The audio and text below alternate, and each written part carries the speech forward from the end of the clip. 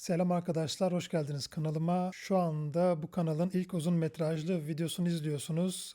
Bu ilk video olduğu için de kodlayacağımız projeye geçmeden önce çok kısa bu kanal hakkında bilgi vermek istiyorum. Hani ne planlıyorum, ne hedefliyorum bu kanalla ilgili, ne gibi içerikler gelecek. Öncelikle frontend geliştirme üzerine bir kanal olacak ve frontend'in temel yapı taşları işte HTML, CSS, JavaScript ile ilgili faydalı ve kısa bilgilerden tutun da profesyonel bir Figma tasarımını modern framework'leri işte React gibi, Vue gibi kullanarak nasıl koda döküyoruz, bileşenlere nasıl ayırıyoruz, nasıl type safety olarak yazıyoruz vesaire vesaire gibi birçok modern yaklaşımı birlikte kodlayacağız. Kanalın ilk birkaç videosunu 3 olur 5 olur şu anda bilmiyorum ama tamamen başlangıç seviyesi projelerle ve hiçbir kütüphane veya framework kullanmadan yapacağız. Yani sadece HTML, CSS, JavaScript. Belki sadece hani bir son projede Vite kullanırız, bir bundler kullanılsın işte bundler'da neden kullanıyoruz işte faydaları vesaire onları anlattığım bir video olur. Yani şu anda planım bu şekilde arkadaşlar. Kanalın ilk baştaki videolarında tamamen başlangıç seviyesini ele alacağız. Ondan sonra yavaş yavaş vitesi arttıracağız. Belli bir seviyede olsanız bile bu videoları izlemenizi şiddetle tavsiye ediyorum. Yani ben mutlaka bu videolarda da size ulaşacağımı ve bir şeyler hakkında farkındalık oluşturacağıma eminim. Kendime bu konuda güveniyorum. Şimdi gelin bugün yapacağımız kanalın ilk projesini beraber tanıyalım.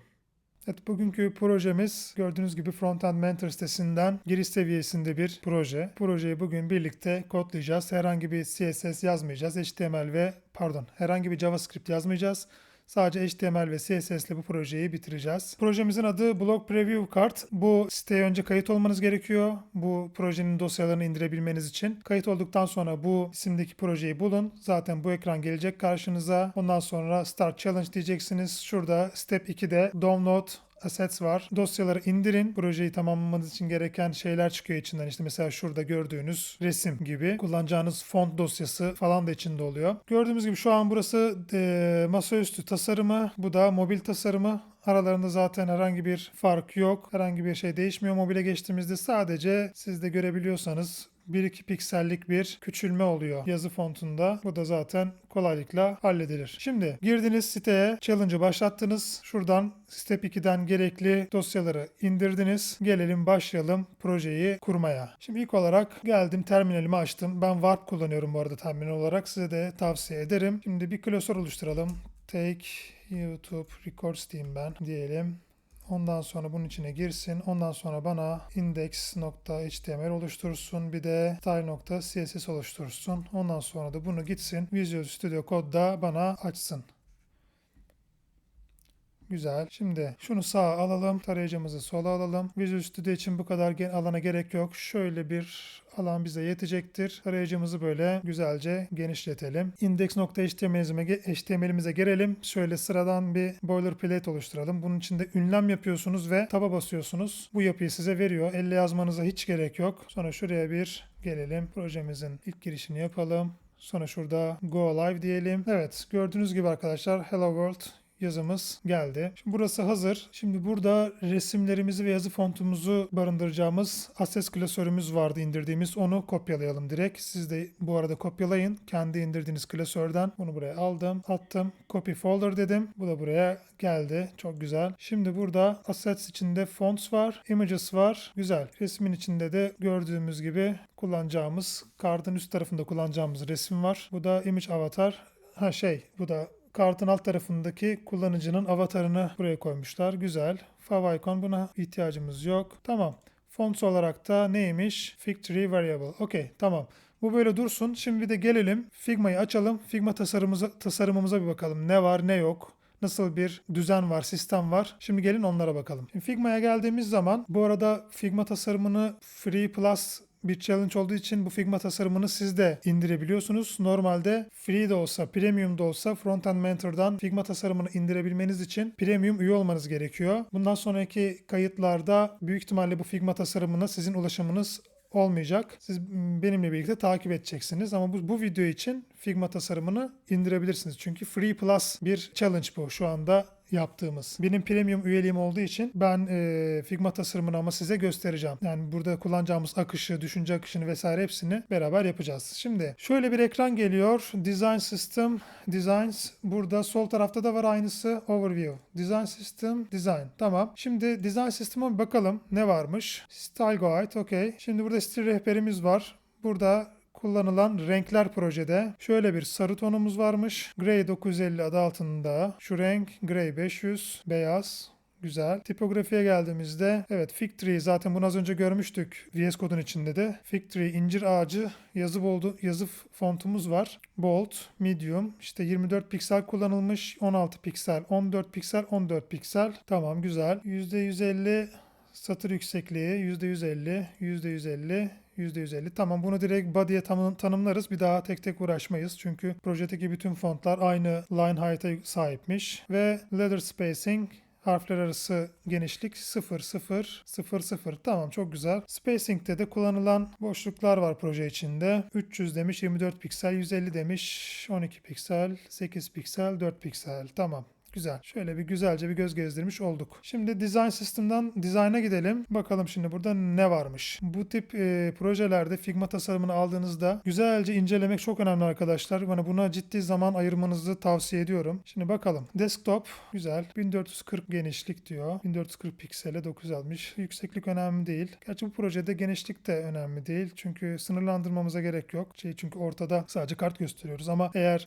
mesela navbarlı ileride yapacağımız gibi tasarımlardan biri olsaydı, biraz daha ileri düzey bir tasarım olsaydı buradaki gibi 1440 olarak sınırlandıracaktık. Kenarlarda boşluklar oluşacaktı. Yani kullanıcının bilgisayarına sonuçta gidip de bunu özgür bırakamazsınız. Tarayıcıların genişliği default olarak otomatiktedir, auto'dadır tamam mı? Onu o şekilde bırakırsanız siz projeyi kodladığınızda atıyorum ultra wide ekran olan birisi açar projeyi. Bütün her şey yayılır ekrana. Bunu istemiyoruz. Bu çok tercih edilen bir şey değil. Bazı ekstrem durumların dışında. Şimdi bakalım kartımız nasıl bir kartmış. Kartımızın genişliğine kartımıza tıkladım. Kartımızın genişliği 384 piksel. Tamam buna bir max width verirken bunu kullanacağız. Sonra kartımızın içine geldiğimizde Option'a basılı tutuyorum. Alt tuşu olabilir Windows'ta tam emin değilim. Mouse'u getirdiğim zaman şurada bir padding görüyoruz. 24 piksellik paddingler görüyoruz. Tamam. Dört taraftan da 24 piksellik bir paddingimiz var. Aynı zamanda kartımızda fark ettiyseniz yuvarlak köşeler var. Radius. Bunun şeyi neymiş? Kaç pikselmiş radius'ı ne? 20 piksel. O da şurada yazıyor sağ tarafta.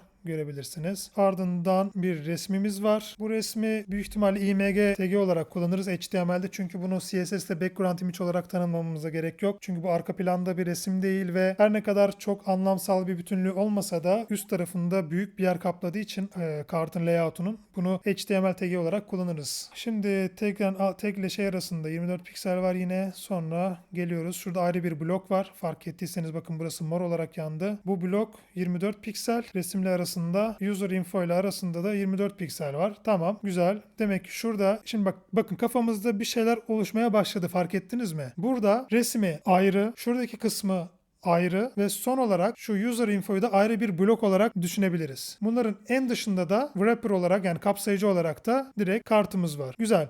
Şu anda mesela bu tasarım bayağı bir yol kat etti benim kafamda. Öncelikle bunu böyle bir güzel incelemeniz gerekiyor. Doğrudan alıp analiz etmeden kodlamaya geçmeyin. Bunu tavsiye etmiyorum. Şimdi bakalım mobil tasarımımıza ne varmış? Aynı mobil tasarımımız bir şey yok. Burada mesela bakalım burada yayınlanma tarihi kaç piksel yazı olarak bakalım. 14 piksel. Burada 12 piksel. Tamam. Burada mesela ana başlığımız var. H1 etiketimiz. Text preset 1 olarak 24 piksel. Burada 20 piksel. Tamam. 2 piksel, 4 piksel gibi böyle ufak tefek değişiklikler var mobil versiyona geçince. Figma tasarımıyla şimdilik vedalaşalım. VS Code'a dönelim. Burada ilk yapmamız gereken şey aldığınız tasarımı Figma'ya baktık. Tamam. İnceledik vesaire. İlk yapmamız gereken şey burada arkadaşlar. Öncelikle HTML'i yazın. Bakın bunu göz ardı etmeyin. Aynı zamanda hem HTML'i yazayım ama sonra bir yandan da CSS'i yazayım. Bir yandan da komponentleri ayırayım. Yani React veya Vue kullanırken ne demek istediğimi daha iyi anlayacaksınız. Bunu yapmayın. Önce bir HTML'i bir bütünlük halinde odaklanarak yazın. Tamam mı? Bakın şimdi gelelim. Figma tasarımımıza bir dönelim. Buraya bakalım. Burada herhangi bir header ya da footer kullanmayacağız. Ne var? Doğrudan kart var. O yüzden ilk olarak ne yapıyoruz? Geliyoruz buraya. Main tag'imizi açıyoruz. Burada header ya da işte bunun main'in altında footer kullanmamıza bu projede gerek yok. Şimdi Figma tasarımımızda baktığımız zaman burada ne kullanacağız? İlk kapsayıcı olarak bir şey kullanmamız lazım. Yani div mi kullanacağız? Yoksa section mı kullanacağız? Yoksa article mı kullanacağız? Şimdi bakın burada kullanılması gereken HTML tagi article arkadaşlar. Neden article kullanacağız? Article tagi şu durumlarda kullanılır. Siz şu yapıyı, kart yapısını alıp sitenin içinde ya da uygulamanız içinde başka bir yerde kullandığınız zaman anlamsal bir bütünlüğü varsa burada article tagini kullanmanız gerekiyor. Yani semantik olarak doğrusu bu. Div de kullanabilirsiniz ancak eksik olur. Semantik olarak doğru bir kodlama yapmamış olursunuz. Şimdi bunu article tagi olarak tanımladık. Çünkü bakın burada başka bir işte HTML ve CSS temelleri değil de başka bir başlıkta bir kart olsaydı o kartın da kendi başına bir anlamı olacaktı. Ona da baktığımızda bir şeyler çıkartabilecektik. O yüzden article tagini kullanabiliyoruz. Şimdi gelelim buraya. Article tagini kullanalım. Kullandık. Şimdi Figma tasarımımızda baktık burada resim var. Burada bloğumuz var. Tamam. Şimdi öncelikle resmi aradan çıkartalım. Gelelim. Image. Buna da bir class ismi verelim. Kart image diyelim. Burada bunun src'sini assets klasöründen images'tan illustration article verdim. Şimdi burada bu dekoratif amaçlı kullanıldığı için bu alt tagini boş bırakmanız uygun arkadaşlar. Buna herhangi bir isim vermemize gerek yok. Çünkü bu uygulamayı ekran okuyucuyla kullanan kişiye herhangi bir anlamsal bir şey katmıyor. Bunu bilmesi kullanan kişiye bir şey katmayacak. O yüzden alt tagini boş bırakabilirsiniz ama alt tagini boş bırakmakla hiç kullanmamak arasında dünyalar kadar fark var. Boş da olsa alt tagini kullanmak zorundasınız arkadaşlar. Tamam mı? Yani erişilebilirlik olarak bu bir zorunluluk. Bunu yapmayın. Alt tagini bir şey yazmayacaksanız bile şu şekilde tırnaklarını boş bir halde bırakın. Ardından yapmamız gereken bir şey daha var. Her resim şeyi kullandığımızda o da width ve height kullanımı. Bunu da hiçbir zaman atlamayın. Tamam, şimdi width ve height. Peki bakalım neymiş? Figma'da resme tıklıyorum. Tıklayamadım bir türlü. Tamam, tıkladım. 200'müş. Tamam. Hemen geliyoruz VS kodumuza. 336'ya 200'ü yazdık. Şimdi gördüğünüz gibi zaten resmimiz tarayıcımızda da gözüktü. Şimdi tekrar Figma tasarımımıza bakalım. Bunu kullandık. Sonra geldik buraya. Buraya da ne diyebiliriz? Bu blok halinde bunu ayıralım demiştik ya. Buraya cart content diyebiliriz. Tamam mı? Burada section tagini kullanabiliriz mesela. Gelelim. Div de kullanabiliriz. Section da kullanabiliriz. Section kullanalım. Daha doğru olacak. Section, cart, content. Bunu bu şekilde açtık. Ondan sonra buraya tekrar gelelim. Ne var? Learning. Bu bir tag, yani anladığım kadarıyla etiket. Learning kategorisinde, kategori de diyelim ya da daha doğru. Learning kategorisindeymiş. Tamam, bunu P içinde verebiliriz. Published. Tamam, bir P daha. Ancak içinde tarih olduğu için burada da time tagini kullanacağız. Bunun altında da H1'imiz geliyor. Ardından da P. Tamam. Gelelim. P learning. Şurayı da kopyalayalım. Şimdi burada P learning. Buna da bir class verelim. Ne diyelim? Kategori diyelim. P publish date diyelim. Güzel. CMDB yapıp şu yandaki barı kapatıyorum. Publish dedik. Güzel. Arkasından E1'imiz geliyor. Buna da title diyelim. HTML ve CSS Foundations'tı. Güzel. Sonra bir P yapalım. Burada da description diyelim. Burada da bakalım Figma tasarımımızdan kodlayalım diyorum. Kopyalayalım. VS kodumuza gelelim. P'imizin içine yapıştıralım. Şimdi bu section'ın altında da ayrı bir grup olarak ne vardı? User info olarak bunu adlandırabiliriz. Buraya da bir section diyelim. User info. Tamam. Section.user info.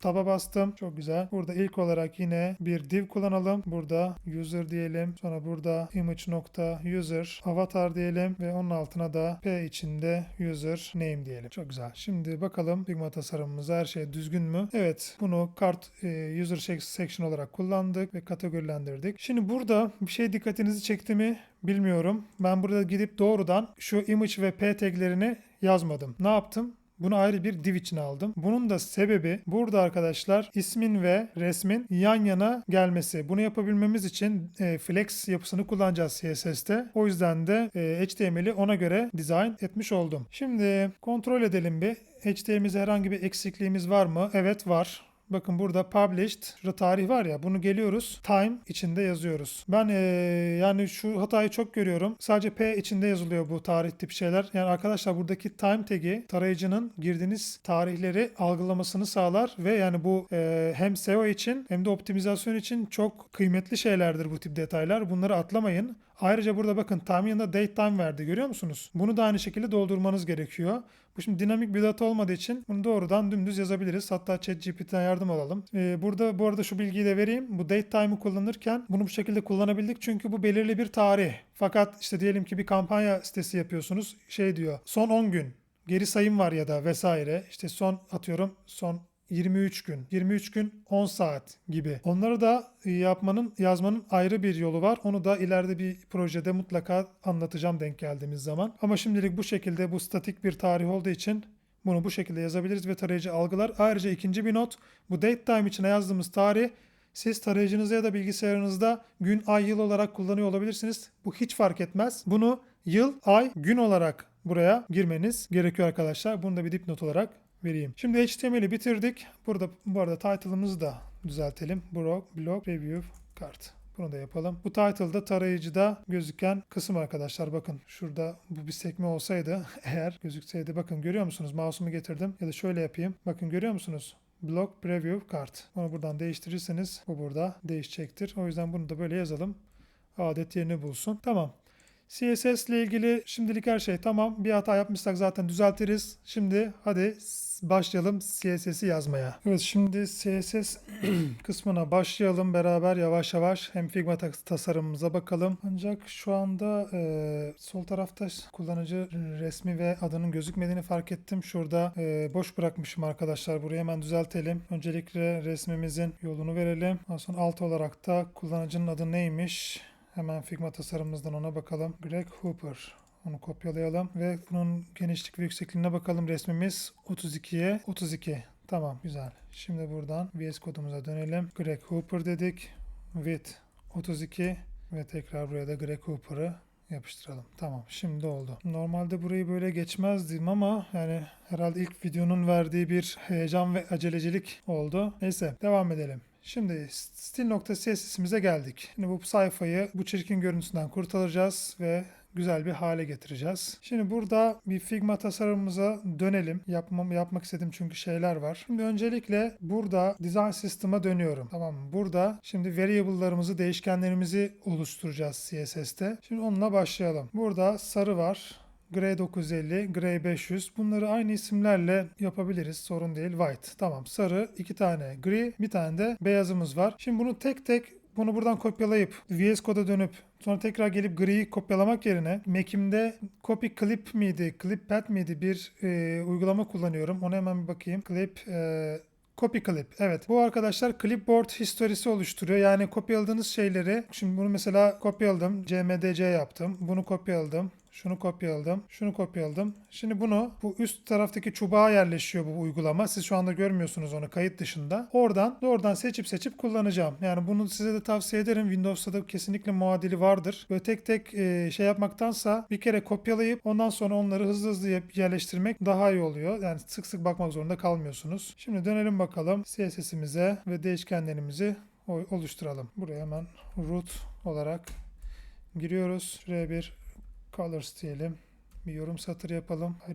Ayrı olsun. CLR yellow. Evet, şöyle. Bunu da şöyle kopyaladım ve beyazımız kaldı. White diyelim. Bu da zaten FF olarak gelsin. Tamam. Şimdi sıra fontumuza geldi. Zaten uyardı. Önerdi daha doğrusu. Copilot. Tamam. Şimdi fontumuzu Google'dan CDN olarak değil de doğrudan zaten bize vermiş. Sağda görüyorsunuz. Hani Assets klasöründe sizde de olacak bu. Doğrudan font face olarak tanımlayalım o yüzden.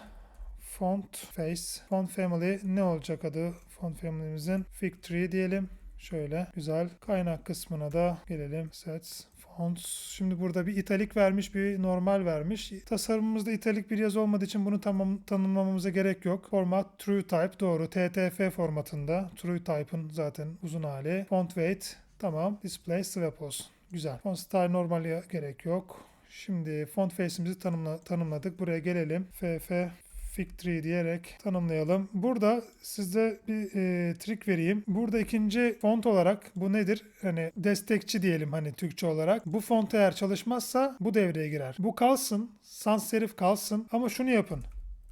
System UI virgül. Üçüncü olarak bu kalsın. Bunu her zaman ekleyin. Eğer bu font çalışmazsa doğrudan kullanıcının, mesela siz Windows kullanıyorsanız şu an Windows'ta kullandığınız fontu kullanıyor. İşte Mac kullananlara Mac, Android kullananlara Android fontu ve kullanıcının bu sitede herhangi bir olumsuz deneyim yaşamasını ciddi ölçüde engelliyor. Çünkü bu Fig3 olmasa bile bu zaten kullanıcının gözünün alıştığı ve gayet güzel, şık, modern bir font oluyor varsayılan olarak. Bunu da tanımlayalım. Şimdi font size'lara gelelim. Evet, font size'larda bakalım neler yapacağız. Figma tasarımımıza dönelim. Geldik fontlara. 24 piksel, 150 line height, bunları demiştik zaten body'ye tanımlayacağız diye. 24 piksel, 16 piksel, 14 piksel, 14 piksel. Tamam, 24, 16, 14, 14. Güzel, bunları ama RAM olarak, piksel olarak değil de RAM olarak kaydedeceğiz. Dönelim VS kodumuza. Burada şimdi hemen yazalım. Font size X large diyelim. Eklenti kullanıyorum ben VS Code'da. PX to RAM diye bir eklenti. Onun sayesinde bakın şunu yapabiliyorum. 24 piksel diyorum. Tak,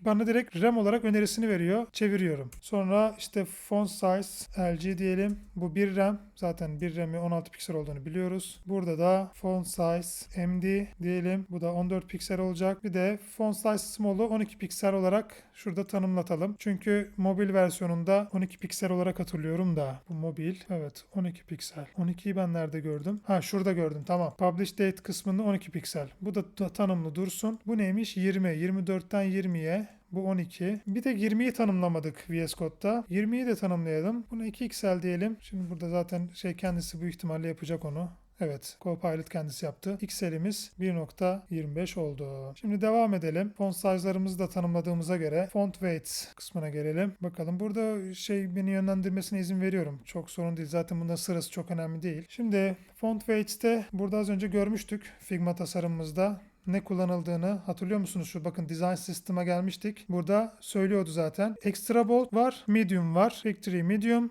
factory extra bold. Tamam. Şimdi biz medium'un 500, extra bold'un da 800 olduğunu biliyoruz. Buna göre font weight'lerimizi de tanımlayalım bakalım. Gelelim font weight'e. Ondan sonra burada font weight medium diyelim. Bakın 500'ü kendisi önerdi. Font weight extra bold.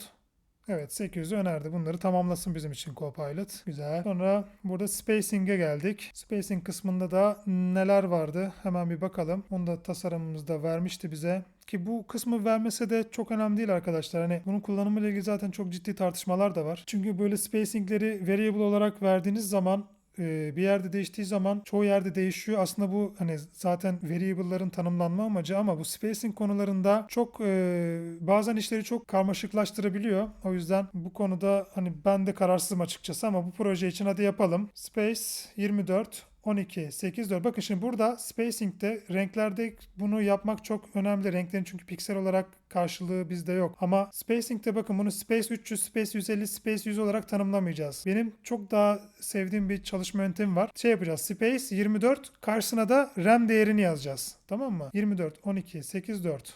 24, 12, 8, 4. Tamam. Bunu da gelelim. Burada spacing. Burada da space 24 diyelim. Bakın zaten çeviriyor. Böyle de bir avantajı var. Hani Copilot otomatik yardımcı oluyor. 24, 12, de 8 vardı. Evet ve 4 piksel. Harika. Tamam. Bir bakalım Figma'ya tekrar. Bu tasarım için bu yaptıklarımız gayet yeterli. Ekstra bir şeylere gerek yok. İşte border radius vesaire. Onlara o kadarına girmeyeceğim. Zaten iki yerde kullanacağız. Çok da kalabalıklaştırmayalım. Şimdi gelelim CSS Reset kısmına. Burada da CSS Reset olarak şurada bakın CSS Reset yazıyorsunuz. Şurada Josh Kamao'nun sitesini kullanıyorum. Ben en son bakın 25 Mart'ta güncellemiş. Çok yakın zamanda. Burayı sürekli güncelliyor. Şurayı gelin buradan kopyalayın. Tamam mı? Bu CSS Reset'i ben hemen hemen her projemde kullanıyorum. Tek tek bunları yazmak yerine. Ve çok da minimal ve yeterli olduğunu düşünüyorum. Şimdi geldik. Evet, kopyaladık. Geliyoruz. Burada root'un dışına. Bakın bunu unutmayın. Geliyoruz buraya, kopyalayıp yapıştırıyoruz. Şimdi burada şu son kısmı silebiliriz. Bu projede herhangi bir layering yapmayacağız. Gerek yok. Şunlar dursun, şunlar dursun. Şuraya şu eklemeyi yapın arkadaşlar. Şu image picture dediği yer var ya. Buraya gelin ve yüksekliği otomatiğe çekin. Bu çok hayat kurtarıyor açıkçası. Tek tek yazmayı sevmiyorum. Size de böyle yapmanızı tavsiye ederim. Bunlar kalsın, kalabilir. Sadece şu yorum satırlarını silelim. Şunları da silelim hızlı hızlı. Şurada kullanıcı herhangi bir animasyon iptal yapmadığı zaman tarayıcı ayarlarında şu scroll behavior'ı da smooth yapalım. Burada projede kullanmayacağız ama işte el alışkanlığı yapıyorum ben. Bunları bu şekilde ayarladık. Çok güzel. Şimdi bakalım, gördüğünüz gibi projemizde margin'i sıfıra çektik. Şimdi CSS'imizi yazdık, fakat bu CSS şu anda gördüğünüz gibi herhangi bir fark oluşmuyor. Çünkü CSS dosyamızı HTML'in içinde yolunu belirtmedik. Bunu aslında ilk başta az önce yazarken yapmamız gerekiyordu, ama hani bu şekilde bir projeyi yıllardır yapmadığım için, doğrudan hazır olarak npm üzerinden kurulum yaptığım için ben de unutabiliyorum açıkçası. Çok zaman geçti. Şimdi burada gelelim stil.css'e. Evet, gördüğünüz gibi az önce şu kenarlardaki boşlukların hepsi tamamen gitmiş oldu. Şimdi CSS'imizin ana taslağını çıkarttık. Değişkenlerimizi tanımladık. CSS resetimizi yaptık. Artık bundan sonra tasarımımıza dönüp adım adım kodlamaya geçebiliriz. Şimdi burada ilk yapmamız gereken, gördüğünüz gibi, bir background rengi, iki şu içerikleri ortalanması. Tamam mı? Şimdi gelelim Visual Studio kodumuza.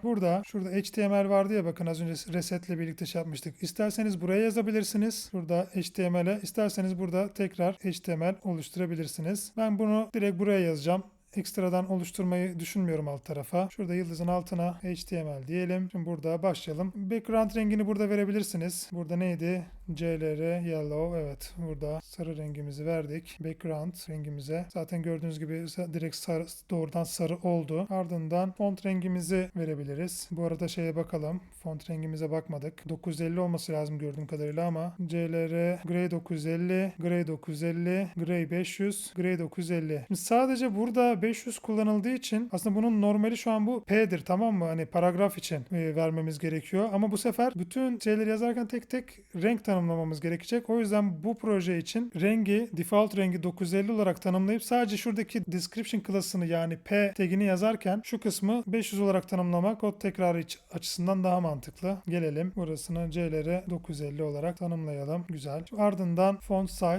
Zaten font size'ımız, bakalım. Font size preset 2 16 piksel. Zaten bunun tarayıcıların varsayılında bildiğiniz gibi 16 piksel. Ama hani ben tekrar yazmayı seviyorum açıkçası. Herhangi bir sıkıntı yok. Yazabilirsiniz. Font size LG dedik. 16 piksel. Aslında burada şu şeyi sonradan eklediğimiz için hani bunu X large, medium, small, X small yapmak daha mantıklı olacak. Hadi öyle yapalım. Bu X small, bu small olacak. Bu 1 RAM, medium olacak 16. Şu LG olacak. Şu da X-Large. Evet, çok güzel. Yani bu tip refactoringler, yani tekrar düzenlemeler çok oluyor arkadaşlar. Yani istediğiniz kadar düzgün baştan temiz yazmaya çalışın ama bu tip şeyler çok oluyor ve buna alışmak gerekiyor. O yüzden yeni başlayan arkadaşlara üşenmeyip bu tip refaktörleri yapmalarını tavsiye ediyorum. Bu tip düzenlemeleri yapın. Geldik. Şimdi burada o zaman font olarak artık bu. Evet, 1 RAM. Güzel. Bunu da seçtik. Şimdi gelelim. Font size yaptık. Font weight'imiz de genel olarak medium olsun. Bakalım, zaten burada kontrol edelim. Medium, bold. Tamam. Yani default'unu medium olarak seçelim. Geri kalan kısımlarda bold'larını veririz. Güzel. Şimdi bakalım, burayı verdik. Şimdi buradan gelelim body kısmına. Burada line height 1.5. Zaten burada otomatik olarak vermiş. Şuradaki bunu zaten otomatik olarak şeyde öyle verdiği için CSS resette bunu ayarlamamıza gerek kalmadı. Güzel. Buradan HTML'e bu arada şeyi unuttuk. Font family'yi eklemeyi unuttuk. Güzel. Bakalım fontumuzdaki değişiklik uygulandı mı? Evet, gördüğünüz gibi font değişti. Ardından gelelim body kısmına. Burada şimdi min height 100 ve height yapacağız. Display grid vereceğim. Flex'le de yapabilirsiniz ama ben grid'le yapacağım. Place content center diyelim. Güzel. Bakalım. Tamam. Tam olarak ortalandı. Tam istediğimiz gibi. Body kısmına başka eklememiz gereken bir şey yok şimdilik. Dursun böyle. Gereken bir şey olursa sonradan zaten gelip düzenliyoruz. Şimdi bundan sonrasında artık tamamen Figma'da bize verilen tasarımı uydurmaya geçeceğiz. Kendi klaslarımızla bunu yapacağız. Evet, şimdi tasarıma bakarak CSS'imizi yazmaya ve HTML'imizi de tabii ki kontrol etmeye başlayalım. Şimdi tasarımımıza bir bakalım. Burada kartımız var değil mi? Ne demiştik bu kart için? En dıştaki bir kart wrapper, bir kapsayıcı. Bunun öncelikle neyi varmış? 20 piksel border radius var. Sonra 24 piksel padding vardı hatırlıyorsanız. 20-24. Gelin şimdi bunu bir hemen yapalım. Bu arada article şeyine card wrapper diyelim. Bunu unutmuşuz. Doğrudan article olarak kullanmayı sevmiyorum. Yani class'larla kullanmak çok daha doğru. Yani bunun zaten spesifisite ile ilgili bir açıklaması var CSS'te ama onları ileride shorts olarak vereceğim. Yani siz de mutlaka hani gidip şunu yapmayın. Bakın. Article de 22 bunu yapmayın, tamam mı? Yapmamaya çalışın elinizden geldiğince. Gidin buna class verin bizim verdiğimiz gibi. Neydi? Tamam, class'ımızı verdik. BG color'ımız neydi? White. Çok güzel. Gördüğünüz gibi şu anda çok geniş bir kart oldu bu. Neden? Hemen bakalım. Çünkü Figma'da bu kartın bir sabit genişliği var. Bizde bakın burada yazıyor 384. Bunu max width olarak vereceğiz. Gelelim max width 384 piksel dediğimiz zaman burası oldu. Şu border yukarıya. Bu arada CSS'i yazarken arkadaşlar bakın border radius en dıştaki işlem gördünüz mü? En dışı mesela yuvarlıyor ya. Onu en üste yazdım. Max width ondan max width'e en üstte de yazabilirsiniz mesela. Şimdi padding vereceğiz. Padding'imiz kaçtı hatırlıyor musunuz? 24 piksel. Bakın bunu da gidip border'ın altına vereceğim. Yani 24 ama tabii bunu 24 piksel olarak değil şöyle yapalım. SP24'ü gireceğiz. RAM olarak verelim. Bakın gördüğünüz gibi kartımız bir anda tasarıma yaklaştı bile. Burada ne demek istediğimi anladınız mı? Bakın burada gidip de işte border radius'ı en aşağıya, max width'i de en aşağı yazabilirsiniz ama bu mantıkla yazdığınız zaman dıştan içe doğru kullandığınız zaman CSS selektörlerini çok daha okunaklı oluyor kodunuz ve gerçekten iyi CSS yazan insanların kodlarını ne zaman görsem bu yaklaşımı benimsediklerini görüyorum. Gerçi artık Tailwind kullanıyoruz çoğunlukla. İleriki videolarda biz de Tailwind kullanacağız ama yine de tabii ki normal CSS de çok gelişiyor ve yazması çok keyifli bence hala. Yani ben şu an mesela bu projeden epeydir bu şekilde yazmamış olmama rağmen CSS'i bayağı bir keyif alıyorum. Şimdi border radius'ımızı da verdik. Başka ne verebiliriz burada? Ne eksiğimiz olabilir? Padding'i verdik, şeyi verdik. Yani şu an bu şimdilik böyle dursun. Tasarımımıza bir bakalım. Olur mu? Şuradaki siyah gölgeyi ve border rengi var bir de bakın siyah görüyorsanız incecik. Bu 1 piksel mi 2 piksel mi acaba ya? 1 piksel diye gözüküyor. Tamam güzel. 1 piksel verelim. Buraya gelelim. Border radius'ın altına bunu eski renk şeyine dönüştürelim. Genişlik, border. Tamam. Buraya gelelim şimdi border. 1 piksel solid black diyelim. Evet. Pikselimiz geldi. Border'ımız geldi. 2 piksel yapsak. Piksel daha tatlı duruyor gibi. Şimdilik böyle kalsın. Şimdi şuradaki gölgeyi vereceğiz. Buna box shadow'la vereceğiz bu gölgeyi. Box shadow 3 tane 4 tane parametre alıyor. Birincisi X. İkincisi Y ekseninde, üçüncüsü spread, dördüncüsü blur ya da üçüncüsü blur, dördüncüsü spread olabilir. Şu an tam ezberimde değil. Zaten onu şimdi kodu yazarken bakacağız. Zaten bunda spread'e de gerek yok. Doğrudan 3 tane değerle hallederiz diye düşünüyorum. Box shadow diyelim. Kaç pikseldir peki? Bir daha dönelim Figma'ya. 10 piksel, 10 pikseldir bunlar en fazla ya. En fazla 10 pikseldir diye düşünüyorum. Box shadow 10 piksel, X ekseninde 10 piksel, Y ekseninde ve siyah olarak verelim. Evet, sanırım nokta atışı oldu değil mi? Evet, süper. Şu bir daha bir piksel yapacağım. Tasarımda istenen aslında bu gibi ama öbürü daha tatlı durmuyor mu ya? Neyse bu sonuçta bizim tutorialımız olduğu için biz böyle yapalım. Ben böyle daha çok beğendim açıkçası. 5 yapsak ne oluyor bunu? Bozuldu. Tamam. 2 piksel iyidir. Tamam böyle kalsın. Tamam şimdilik bu kart wrapper ile ilgili başka bir şey yapmamıza gerek yok. Sadece şunu da bir kontrol edelim. Burada bakın şimdi mobil kısmını bitirdik değil mi? Kısım kısım blok blok gidiyorum. Bakın şimdi bu kartın ilk wrapper'ını kapsayıcısını yaptık. Şimdi bu kartı ilgilendiren bir de ne var? Şu dış taraflar değil mi? Sağ ve sol taraf. Mobil versiyonuna geliyorum. Bakın geldim. Yine option'a basılı tutuyorum. 24. Tamam. Demek ki mobile geldiği zaman mobil breakpoint'e sağdan soldan 24 piksellik bir marjin vermemiz gerekiyor ki şunlar şöyle bunu değiştirebiliyor muyum? Değiştiremiyorum. Şuradan göstereyim o zaman ne demek istediğimi. Şimdi bakın bunu şu an bu bizim normal görüntümüz değil mi? Bakın daraltıyorum. Sol üst tarafta yukarıda görebilirsiniz. Bakın 778 şu anda daralttım. 480'in altını tanımlarız mobil olarak. Bakın 476 buralarda da sorun yok. Ama diyelim ki 400 piksel genişliğindeki bir telefon kullanıyor bunu. Bir iPhone kullanıyor ya da 375 pikselde kullanıyor. Bakın gördünüz mü? Kart bütün iki kenara da yapıştı. Şimdi burada da işte breakpoint yazacağız bununla ilgili. CSS nesting kullanacağız. Yeni özelliğinden CSS'in. Yeni ayrıca bakın normalde eskiden olsa ne yapardık? Giderdik işte buraya bir medya yazardık. Buraya card wrapper olarak artık içine direkt yazabiliyoruz. Hatta onun şu an kaç oldu bir merak ettim. Can I use CSS nesting. Bakalım bir. 91.36. Yani ben 90'ı geçtiği zaman hiç acımam, kullanırım genelde. Bu benim için gayet yeterli bir oran. O yüzden size de şiddetle tavsiye ediyorum. CSS nesting'i kullanmanızı çok çok rahatlaştırıyor işleri. Şimdi buraya geldik. Bu 768 piksel olmayacak. 480 piksel yapalım. Aynı zamanda da RAM'e çevirelim. Eklentimiz sayesinde 30 RAM. Burada da margin inline ne olacak? 24 piksel yani SP 24 müydü? Evet. 1.5 gram. Çok güzel. Şimdi kontrol edelim tekrar. Mobile aldık. 375'e geldim. Artık iki kenardan da yapışmıyor. Çok güzel. Tam istediğimiz gibi oldu. Şimdi en dış katmanı bitirdik. Şimdi geldik artık içe. İçeride neyimiz var? İlk olarak resimimiz var. Şimdi bu resmi başlayalım düzenlemeye. Bu resmin fark ettiyseniz bakın köşelerine. Onda da bir yuvarlama var. Radius var. Bununki kaçmış? Şurada 10'muş. 10 olarak gözüküyor. Gelelim bunu 10 yapalım. Hemen geldik Visual Studio kodumuza. Card Wrapper. Bakın şimdi CSS Nesting'e devam ediyorum. En dış Alttaki bizim şeyimiz neydi? Burada görüyor musunuz? Bakın kapatıyorum. Article. Tamam mı? Bir içinde ne var article'ın? IMG'miz var. Bunu tabii IMG olarak değil. Ne yapacağız? Buradaki class adıyla vereceğiz stilini. Card image. O zaman madem ki bu burada card wrapper'ın içinde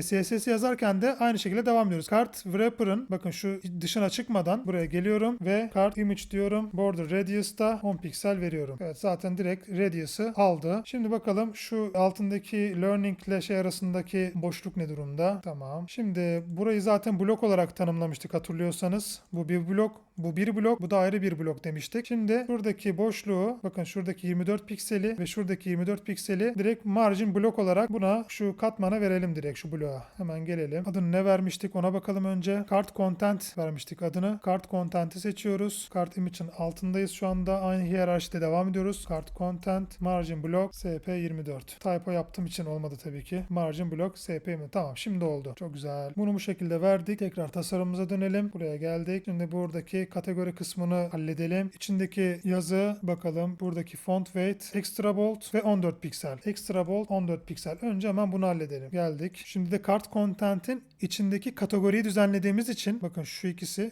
bunun içinde. Tamam. O zaman CSS'de aynı yapıyı devam ettiriyoruz. Card content kategori. Bakın card content kategori diyoruz. Font weight FV, extra bold, font size FS kaçtı? 14 müydü? Evet 14'tü. FS. Evet, buna 14 pikseli verdik. Bakalım tasarımımıza dönelim. Bunun background'u sarı ve kenarları da radius 4 olarak istiyor. 4. Bir de burada bakın içindeki paddinglere bakalım. Bu yazıya tıklıyorum bu sefer, seçtim. Option'a bastım. Yukarıdan aşağıdan 4, sağdan soldan 12. Tamam. Yukarıdan aşağıdan 4, sağdan soldan 12. Gelelim şimdi kategoriye. Padding yukarıdan aşağıdan 4, sağdan soldan 12 piksel olarak verdik. Background color'ı da sarı olarak verdik ve border radius en dışta 4 piksel olarak verdik. Şimdi gördüğünüz gibi bu bütün satıra yayıldı. Bunun sebebi burada kullandığımız P etiketi var ya arkadaşlar, bu blok yapıdadır. Yani blok elementler bulunduğu satırı genişliğinin el verdiğince, yani width değerinin el verdiğince kullanır. Bunu şöyle göstereyim size. Bakın şu an bu seçili değil mi? Şimdi bu zaten tarayıcı tarafından tanımlanır. Geldik buraya display yazalım. Bakın görüyor musunuz display değerini? Doğrudan blok element. Bu blok element olduğu için sarı kısmı uzatabildiğince uzatıyor. Bütün satırı kaplıyor. Bunu düzeltmenin yolu, bakın buraya geliyorum elemente, ortadayım şu anda. Buraya geliyorum display inline blok yaparsanız gördüğünüz gibi sadece içeriye kadar kendini kısıtlar. Ya da burada neyi kullanabilirsiniz? Bunun yerine width fit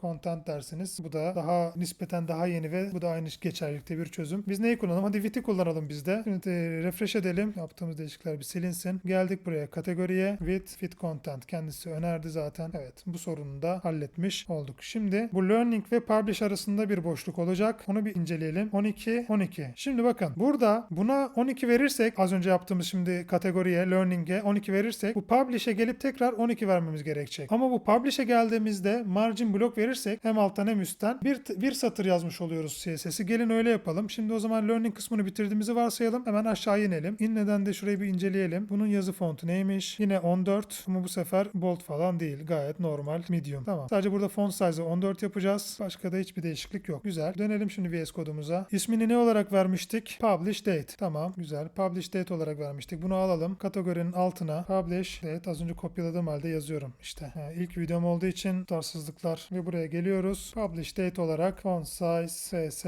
14 yani small'u yapıyoruz. Şimdi de işte buraya az önce konuştuğumuz gibi margin block SP12'yi verebiliriz. Bunu verdiğimiz anda bakın hem alttan hem üstten itilmiş oldu. Tek bir yere CSS'i tanımlayarak işi halletmiş olduk. Şimdi burayı da bitirdik ve geldik başlığımıza. Başlığımızın font boyutu 24'tü zaten hatırlarsanız. 24 extra bold yapmamız yeterli olacak. Gelelim. Hemen şöyle publish date title mı yapmıştık? Title evet. Title font size FS x large diyelim. Font weight'te FS FV extra bold. Tamam, bunu da hallettik. Şimdi şu başlıkla paragraf arasındaki boşluğa bakalım. 12 pikselmiş o da. Tamam, bunu direkt buraya verelim ya. Margin button diyelim. BP 12 diyelim. Tamam, süper. Şimdi neye geldik? Description'a. Kendisi burada öneriyor. Font size. Evet, doğru öneriyor bu arada. Tamam, çok güzel. Burayı da description bölümünü de hallettik. Şimdi geldik user info bölümüne. Burada bu iki öğeyi yan yana alacağız. Bunun için de dediğim gibi flex kullanacağız. Flex'i kullanabilmek izleyebilmek için, flex itemlarını izahalayabilmek için önce bir tane flex'in parent olması gerekiyor. O yüzden de bakın şurada gördüğünüz gibi user adında önce bir div yaptım. İzahalamak istediğim öğeleri de onun içine attım. 2 tane öğeyi şimdi yan yana getireceğiz. Gelelim burada stile, user'a. Bakın dikkat edin ama bunu buraya yazmıyoruz. Buraya yazarsak çalışmaz. Çünkü şu anda neyin scope'undayız biz? Kart content'in içindeyiz. Kart content'i dışına gelip şuraya yazmamız gerekiyor. Geldik. Şimdi buraya user dedik. Display'i flex verelim. Yan yana geldiler. Ama ortalayalım yazıyı. Tam şeye gelsin. Align items bize uygun. Ondan sonra Figma'dan bir bakalım şu aradaki gap boşluk ne kadarmış. Bu da 12'ymiş. Güzel. Gap SP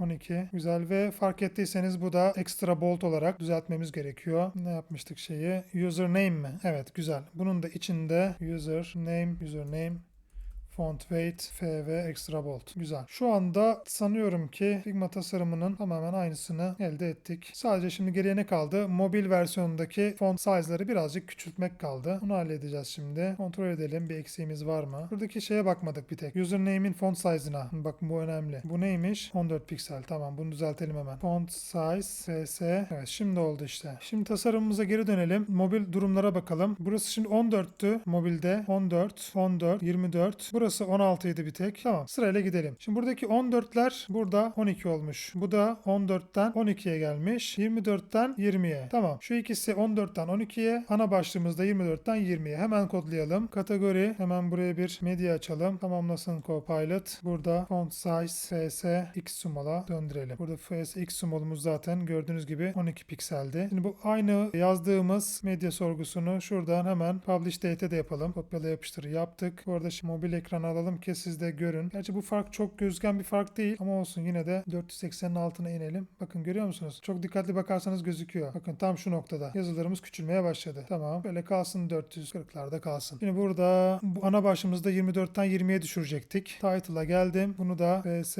LG yapmıştık galiba. Evet, tamam, doğru. Paragrafımız, ana paragrafımız peki. Ana paragrafımız neye dönüşüyor mobilde? 14'e. Şu da, bu değişmiyor. Tamam, kullanıcı adı değişmiyor. Şunu 14 yapacağız. Gelelim VS Code'a. Description'ı da böyle small yaparsak bunu da 14 piksele aldık. Burada 375'e geldiğimizde süper. Harika. Şuradaki tasarımın aynısını yaptık. Evet. Şimdi son halimize bir bakalım. Böyle bir tam ekranı alalım. Güzel. Bir de Figma tasarımımıza bakalım. Bir eksiğimiz var mı? Bunları, kenarları yok edelim. Figma tasarımımızda da evet, tamamdır. Bence gayet ilk video için ve giriş seviyesi için çok yeterli olduğunu düşünüyorum. Ve evet, birlikte kanalın ilk projesini tamamlamış olduk. Giriş ve başlangıç seviyesi için gayet yeterli kolaylıkta olduğunu düşünüyorum bu projenin. Videonun başında da bahsettiğim gibi bundan sonraki birkaç proje de yine giriş ve başlangıç seviyesinde olacak ama bunun kadar kolay olmayacaklar. Gitgide birazcık daha seviyeyi yükselteceğiz. İşte JavaScript'i sokacağız, form doğrulama ekleriz vesaire. Kafamda çok güzel şeyler var. Bundan sonraki gelecek olan videolardan haberdar olmak, kaçırmamak için lütfen kanala abone olun ve videoya bir like atmayı, beni desteklemeyi unutmayın.